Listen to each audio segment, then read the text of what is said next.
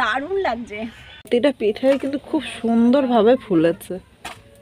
আজকে বাজার থেকে শুকনো চালের গুঁড়ো নিয়েছি। এখানে দেখো 750 চালের গুঁড়ো নিয়েছি, আর এর মধ্যে লবণ দিয়ে দিল। আজকে পিঠেটা মাসি কিন্তু তৈরি করবে। এখানে জলটা উষ্ণ গরম করে নিয়েছি, খুব বেশি কিন্তু গরম করবো না। দেখো এরকম হাত দিতে পারে সেরকম গরম করে নেব। এবার অল্প অল্প জল দিয়ে আমি এই ব্যাটারটা মেখে নেব। আর ব্যাটারটা অল্প অল্প জল দিয়েই কিন্তু তোমরা করবে, একবারে কিন্তু বেশি জল দেবে না। অল্প অল্প জল দিয়ে এইভাবে মাখলে তাহলে পিঠাটা কিন্তু খুব সুন্দর ফুলবে। আজকে মাসি এসেছে আমাদের বাড়িতে বেড়াতে, তাই মাসির বললো মাসি একটুখানি মেখে দাও, তারপরে পিঠেটা তৈরি করব। চলে গেছে এই পিঠেগুলো 12 মাসই খাইতে ভালো লাগে। সত্যি কিন্তু এই পিঠেটা তোমার যখনই করি তখনই কিন্তু খুব ভালো লাগে। শুধু যে পৌষ মাসে খেতে হবে তা কিন্তু না, এই পিঠেটা অনেক দিন করেছি, ভাবলাম আজকে তোমাদের সাথে শেয়ার করি। এইভাবে অল্প অল্প জল দিয়ে গুঁড়িটা কিন্তু মাখছি। এভাবে মাখতে মাখতে গুঁড়িটা একটুখানি নরম করে নেব। আর 4 মিনিট 4 থেকে 5 মিনিট এইভাবেই কিন্তু মাখতে থাকবে মাসি।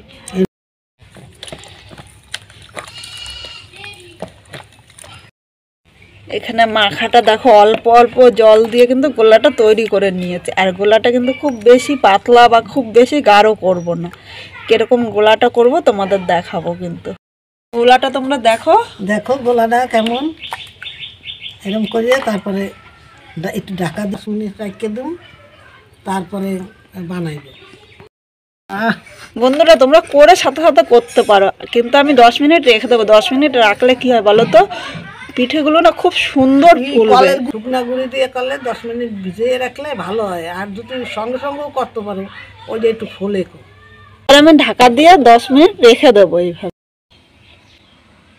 10 মিনিট পর চলে এসেছি। এবার দেখো ঢাকাটা তুলে নিলাম। এবার তোমাদের আমি এই গোলাটা দেখাচ্ছি। দেখো গোলাটা মনে হচ্ছে একটুখানি কিন্তু গাঢ় হয়ে গিয়েছে ভিজিয়ে রাখাতে। এখানে আমি এই হাতার মাপে আর 1 হাতা জল দিয়ে দেবো। জলটা কিন্তু তোমরা দেখতে পাচ্ছ, আমি এর থেকে কিন্তু আর বেশি জল দেবো না। এবার আবারও ভালো করে আমি সব কিছুর সাথে মিশিয়ে নেব। এইভাবে করলে প্রতিটা কিন্তু পিঠে খুব সুন্দরভাবে ফুলবে। আমি এইভাবে 3 দিন করেছি, তাই আজকে ভাবলাম তোমাদের সাথে শেয়ার করি। আর এই পিঠে কিন্তু সবসময় খেতে খুব ভালো লাগে। এবার গোলাটা দেখো, দেখে কিন্তু বুঝতে পারছো আমি খুব বেশি পাতলা বা খুব বেশি কিন্তু গাঢ় করিনি। এইভাবেই ব্যাটারটা তৈরি করে নেবে। এই ব্যাটারটা এক সাইডে রেখে দিলাম। বন্ধুরা এখানে একটা সাজ নিয়েছি, এখানে দেখো 7 বাটির সাজ। আর এই 7 বাটির সাজ দিয়ে কিন্তু খুব সুন্দরভাবে পিঠেটা তৈরি করেছিলাম। আজকে সেই পিঠেটাই তোমাদের সাথে শেয়ার করব। এদিকে উনানে আগুনটা ধরিয়ে দিয়েছে। এবার উনানের উপর শাঁসটা আমি বসিয়ে দিলাম। আমি শাঁসটা 5 মিনিট ভালো করে গরম করে নেব। বন্ধুরা এখানে দেখো আমি সাদা তেল নিয়ে নিয়েছি। আর দেখো এরকম একটা আমি বেগুনের বোটা নিয়েছি, আর বোটাটা নিচটা দিয়ে আমি এইভাবে গোল করে কেটে নিয়েছি, তাহলে কিন্তু আমার সাজের মধ্যে তেল লাগাতে খুব সুবিধা হবে। বন্ধুরা শাঁসটা ভালো করে গরম করে নিয়েছি। এবার সাজের মধ্যে আমি এরকম তেল মাখিয়ে নিলাম। এই তেলটা দেওয়াতে পিঠাটা কিন্তু খুব সহজেই উঠে যাবে, বেশি তেল লাগে না। কিন্তু এইভাবে শুধু তেলটা মেখে নিলে অল্প তেলেই কিন্তু হয়ে যাবে। দেওয়ার আগে এইভাবে আমি হাতাটা দিয়ে আর একটু নাড়িয়ে নিলাম। হাতা করে আমি দেখো এইভাবে দিয়ে দিলাম। আমার দেওয়া হয়ে গিয়েছে। এবার ঢাকনিটা দিয়ে ভালো করে আমি ঢাকা দিয়ে রাখবো। এই সময় উনানের আগুনটা কিন্তু একটু জোরে দেবো। ঢাকনিটা এদিকে আমি একটা চিহ্ন দিয়ে রাখলাম। ঢাকনিটা কিন্তু নড়ছে না। আস্তে আগুন দিলে একটাও পিঠা কিন্তু ফুলবে না, তাই এই সময় আগুনটা একটুখানি জোরে দেবে। 5 মিনিট পর ঢাকনিটা আমি তুলে নিলাম। দেখো প্রতিটা পিঠাই কি সুন্দর ফুলেছে। এবার পিঠা তোলার জন্য এরকম দেখো আমি একটা কাঁচি নিয়েছি, কাঁচি দিয়ে পিঠাগুলো তুলে নেব।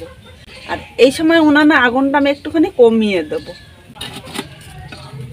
পিঠাটা কত সুন্দর হয়েছে আর কত সুন্দর ফুলেছে, তোমরা দেখেই কিন্তু খুব সহজেই বুঝতে পারছো। এইভাবে আমি সবকটা পিঠে তুলে নিচ্ছি। আর খুব সহজে একবার দেখলেই কিন্তু তোমরা করতে পারবে। এখানে দেখো 7টা পিঠেই তুলে নিয়েছি, আর ভেতরটা কত সুন্দর ফুলেছে তোমরা দেখে কিন্তু খুব সহজেই বুঝতে পারছো। আর একটা জিনিস দেখাচ্ছি, দেখো এই পাত্রের মধ্যে আমি জল নিয়েছি। এই জলের মধ্যে আমি ঢাকনিটা দিয়ে দিলাম, তাহলে কি হয় ঢাকনিটা নিচটা দিয়ে কিন্তু খুব সুন্দরভাবে এইভাবে ভিজে উঠলো। এবার ঢাকনিটা এই জলের মধ্যে আমি রেখে দেবো। আবারও আমি একইভাবে তেল দিয়ে দিলাম। তেলটা দেওয়াতে খুব সুন্দরভাবে কিন্তু পিঠেটা উঠে যায়। আবার আমি দেওয়ার আগে এইভাবে হাতা দিয়ে নাড়িয়ে নেব, যতবার দেবো ততবারই কিন্তু হাতা দিয়ে এইভাবে নাড়িয়ে নেব। এখানে দেওয়া হয়ে গিয়েছে, এবার শাঁসটা আমি দিয়ে দিলাম এই জায়গায়। এবার কিন্তু আমি জোরে আগুন দেবো, এই সময় আস্তে আগুন দিলে একটা পিঠেও কিন্তু ফুলবে না। বন্ধুরা প্রতিটা পিঠে কিন্তু খুব সুন্দরভাবে ফুলেছে। আমি সব পিঠাগুলো তৈরি করে নিয়েছি, শাঁসটা নামিয়ে নিয়েছি। আর এখানে সারা শাঁসটা আমি গরুর দুধ নিয়েছি। প্রথমে দুধটা আমি ভালো করে জাল দিয়ে নেবো। দুধটা কিন্তু প্রথমে ভালো করে জাল দেবে। অনেকে বলে যে খেজুরের গুড় দিয়ে দুধের ভেজানো পিঠা করলে দুধটা নাকি কেটে যায়, কিন্তু আমি যেভাবে করছি সেইভাবে যদি তোমরা করো একটু কিন্তু কেটে যাবে না। আমি 3 বার এইভাবে উতলিয়ে নিয়েছি। এবার প্রথমে এই জায়গায় আমি এই বাটি মাপে হাফ বাটি চিনি দিয়ে দিলাম। আজকে আমি চিনি ও গুড় দুটো মিশিয়ে করবো। তোমরা ইচ্ছা করলে কিন্তু শুধু গুড় দিয়েও করতে পারো। আমার কাছে একটু গুড়টা কম ছিল তাই আমি চিনিটা মিশিয়ে করেছি। এখন আমি আরও 3 মিনিট জাল দিয়ে নেবো, যতক্ষণ না চিনিটা গলে যাচ্ছে আর দুধের সাথে ভালো করে মিশে যাচ্ছে। এইভাবে দুধটা উপর নিচ করে নেব, তাহলে দুধটা কিন্তু সমানভাবে জাল হবে আর চিনিটা দুধের সাথে খুব ভালোভাবে মিশে যাবে। দুধটা ভালো করে জাল নিয়েছি, দেখো চিনির সাথে কিন্তু দুধটা ভালো করে মিশে গিয়েছে। এবার এই বাটির মাপে আমি হাফ বাটির বেশি গুড় নিয়েছি। এখানে আমি ঝোলা গুড় নিয়েছি, তোমরা ইচ্ছা করলে কিন্তু পাটালি গুঁড়ো দিয়ে দিতে পারো। এর সাথে এইভাবে নেড়ে চেড়ে আমি আরও 2 মিনিট জাল দিয়ে নেব। এভাবে দিলে কিন্তু দুধটা একটুও কেটে যাবে না। আমাদের কাছে যদি গুড় বেশি থাকে তাহলে শুধু গুড় দিয়েই কিন্তু করবো। আমার কাছে গুড়টা একটু অল্প ছিল তাই আমি চিনি ও গুড় মিশিয়ে করেছি। একটু খেজুরের গুড় দিলে গন্ধটা কিন্তু দুর্দান্ত আসে। দুধটা দিয়ে আমি দুধটা ভালো করে জাল দিয়ে নিয়েছি। তোমরা দুধটা দেখে আমার বুঝতে পারছো একটুও কিন্তু দুধটা কেটে যায়নি, খুব সুন্দরভাবে জাল দিয়েছি। এখানে আমি পিঠেগুলো দিয়ে দিলাম। পিঠেটা করার পর গরম গরমই কিন্তু তোমরা করে নেবে, তাহলে পিঠেটা খুব সুন্দরভাবে ভিজে যাবে। আজকে আমি যেভাবে এই দুধে ভিজানো পিঠেটা করলাম, তোমরা যদি সেভাবে করো কমেন্ট করে জানিও বন্ধুরা কীরকম লাগলো। সব পিঠেগুলো দিয়ে দিলে এবার 2 মিনিট একটুখানি জাল দিয়ে নেব। বন্ধুরা 2 মিনিট জাল দিয়ে নিয়েছি। 2 মিনিটে পিঠেটা দেখো কি সুন্দর ফুলেছে। এটা রাখলে কিন্তু পিঠেটা আরও নরম হয়ে যাবে। এখন আমি আর জাল দেবো না, তাহলে কিন্তু পিঠেটা একদম গলে যাবে। যদি সারা রাত্রি রাখতে পারি তাহলে পিঠাটা কিন্তু একদম নরম হয়ে যাবে। এখানে তোমরা যতটা দুধ দেখছো এতটা কিন্তু দুধ থাকবে না, পিঠাটা কিন্তু অনেকটা এই দুধটা চুষে নেবে। বিয়ে বাড়িতে আমরা পিঠে খাচ্ছি। হ্যাঁ, দারুণ হয়েছে, দারুণ, খুব ভালো হয়েছে, দারুণ হয়েছে, দারুণ লাগছে।